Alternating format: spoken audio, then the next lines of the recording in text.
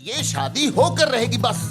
ओह, क्या हो गया है आपको? आप जानते हैं ना मैं इस रिश्ते के हक में बिल्कुल भी नहीं हूँ मोहसिन। उन्होंने आकर आपसे माफी मांगी और आपने फिर से रिश्ते के लिए हाँ कर दी। और कल जो भी कुछ वहाँ पर हुआ आप सब कुछ भूल गए हैं। हमारी कितनी बेइज्जती की, एक दूसरे को उठा उठा कर मार रहे थे।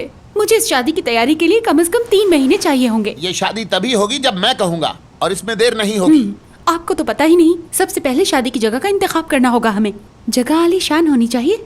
उसके बाद हमें दूल्हे के कपड़े भी खरीदने हैं और वो भी किसी आला ब्रांड के। और हाँ, सबसे जरूरी चीज, हमें अपने घर की सजावट पर भी तो ध्यान देना है ना।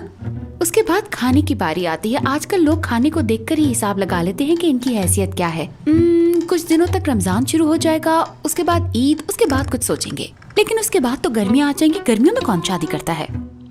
3 महीने तैयारी के लिए 3 महीने खालदा, आखिर इतना वक्त किस काम के लिए चाहिए तुम्हें? हाँ बिल्कुल। देखिए ना, सारी चीजों का ऑर्डर देंगे हम। किस किस किस्म के खाने होंगे शादी पर? चाइनीज, कॉन्टिनेंटल, थाई फूड्स या जापानीज? और फिर मीठे में भी तो कुछ रखना होगा ना, कस्टर्ड, ट्राइफल, आइसक्रीम या मुख्तलिफ तरह के हलवे वगैरह। और फिर ड्रिंक्स का भी इंतखाब करना होगा कि किस किस किस्म के ड्रिंक्स वहाँ पर मौजूद होंगे। ऐसा ना हो कि सब कुछ खाने पीने के बाद लोग ये कहें कि मोहसिन साहब के बेटे की शादी पर गए थे, वहाँ तो खाने के लिए हमें कुछ मिला ही नहीं। खालदा, तुम्हारी नीयत खराब है। असल में तुम्हारा मसला वक्त नहीं, तुम तो बस इस शादी को लटकाना चाहती हो। तुम तो चाहती हो ये शादी सिरे से हो ही ना पाए। बस करते मोहसिन, आपको तो सारी दुनिया में मैं ही गलत नजर आती हूँ ना। तो ठीक है, आपके दिल में जो आता है आप बिल्कुल वैसे ही कीजिए। जाने मन 40 साल गुजारे हैं मैंने तुम्हारे साथ। अब भी तुम्हें लगता है कि तुम क्या चाहती हो क्या नहीं चाहती ये मुझे नहीं मालूम? खुदा का वास्ता है, मुझे धोखा बंद दो और तैयारी करो। तो ठीक है, आपके और अपनी बेटी की खातिर मैं ये मान लेती हूँ, मगर मैं ये फैसला अपने दिल पर पत्थर रखकर कर रही हूँ। इसके नताइज के जिम्मेदार भी तुम ही होगे। फिर बाद में हमें कुछ मत कहना तुम।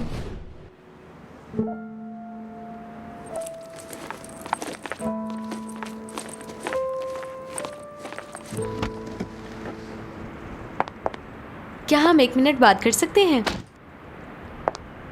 किस बारे में? बेसिकली हम एक ही फर्म में काम करते हैं। निदा नाम है मेरा, मोदामो की मैनेजर। हाँ, याद आ गया। मुझे तुमसे कुछ सवालात पूछने हैं आयशा के बारे में।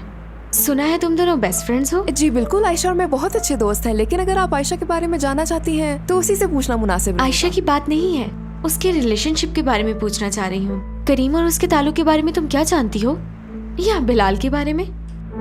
और आप ये क्यों जानना चाहती हैं? मैं तो सच्चाई जानना चाहती हूँ। आयशा कोई बात छुपा रही है और वो बात मेरे लिए जानना बहुत जरूरी है। पहले मुझे समझने दें। आपको लगा मेरे पास आएंगी और मैं आपको सब कुछ बता दूंगी। अच्छा सवाल है। तुम पैसों के लिए तो ऐसा करोगी ना, या परमानेंट जॉब के लिए? मसलन प्रोडक्शन से तुम्हें अगर मैनेजमेंट में ले आया जाए, वो भी थोड़ी सी मालूमात के बदले में। अगर मैं तुम्हारी जगह होती तो इतनी अच्छी ऑफर को ना ठुकराती। समझ आई तुम्हें? क्या आप कुछ बताना मुमकिन होगा? बिल्कुल मुमकिन है। आजकल के इस मतलबी दौर में ना जाने लोग पैसों के लिए क्या क्या कर गुजरते हैं। लेकिन मैं उन लोगों जैसी नहीं हूं, इसलिए आपको कुछ भी नहीं बताऊंगी। अब आप जा सकती हैं। Bye bye.